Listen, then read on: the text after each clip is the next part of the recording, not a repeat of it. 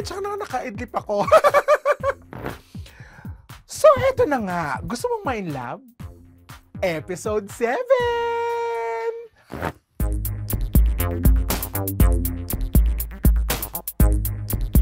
So for today's Maxi Challenge, it's time to make over your loved ones, the superheroes of your lives. Nung sinabi ni Mama Pao na ngayon ang inyong Maxi Challenge ay Makeover Challenge. So ito may pagkakataon na meron silang dalhin na loved one, diba? Mapamagulang, mapakapatid, pinsan, boyfriend. You put that person in drag.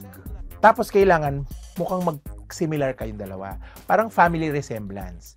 Na-excite ako kasi namimiss ko na yung outside world. Mas gusto ko kung yung jowa ko yung padadala nila. Kasi parang ilang weeks na rin kami nakakulong, diba? Tapos parang nasasabik na ako makakita ng tao maliban dito sa mga punyetang queens na tong kasama ko, no? Tita Baby, here's Joseph! Oh... Hagulgul na lang kaming dalawa. Para siyang batang nawawala, tapos nakita yung nanay, ganon. Yung iyak niya. At ang feeling ko parang nagkaroon kami ng sarili naming mundo agad. Tapos parang tanggal ang puyat, tanggal ang pagod, tanggal ang sakit ng ulo na wala lahat. Talo pa niya ang salompas. So, at that moment, for me, parang I was so happy for him. Kasi malaking drag fan si Josen. Sobra niyang laking drag fan. Memoryado niya lahat ng Drag Race Queens. Mula sa original franchise. Siya yung isa sa mga kilala ko na drag fan even before Drag Race Philippines. Memoryado niya yon season 1 hanggang season 17 hanggang ito yung mga sa Espanya, sa France, gano'n. Ay, talagang memoryado mo.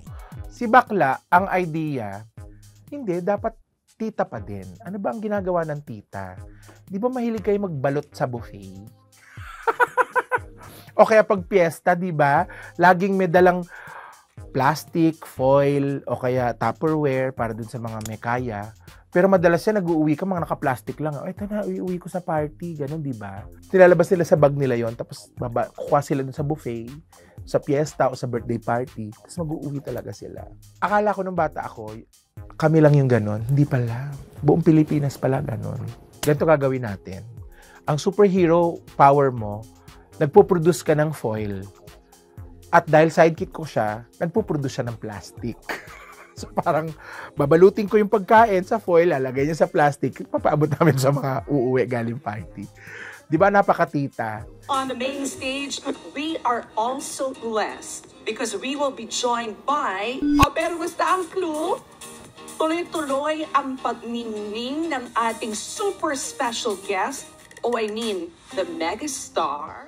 Yung mukha namin dalawa ni Joe, hindi nyo maipinta. Yung nga namin, muntik malaglag yung pustiso ko. Kasi, excited ako. At saka, ewan ko, hindi ko ma-explain. Parang serendipitous masyado. Pero hindi namin kailangan magsalita. Nagtitingin na lang kami, nag-uusap kami sa mata, na parang, shit, andito tayo sa stage ng Drag Race. Kamakailan lang, nasa workroom ka. Nasa workroom tayo. Nasa iconic workroom tayo. Na namangha ka. Ngayon, nandito na tayo sa stage. Huhusgahan ka na din. Diba? At that point, wala na kaming iniisip kung hindi yung sobrang naming grateful na we have shared that experience together. Sobra lang kaming grateful. Hindi na namin kailangan mag-usap, pero alam namin, manalo tayo dito, matalo tayo, doesn't matter. Mas masaya pa ako for him than for myself nung nandun na kami. Walang ibang episode so far ang tatalo sa experience naming dalawa dito sa episode 7.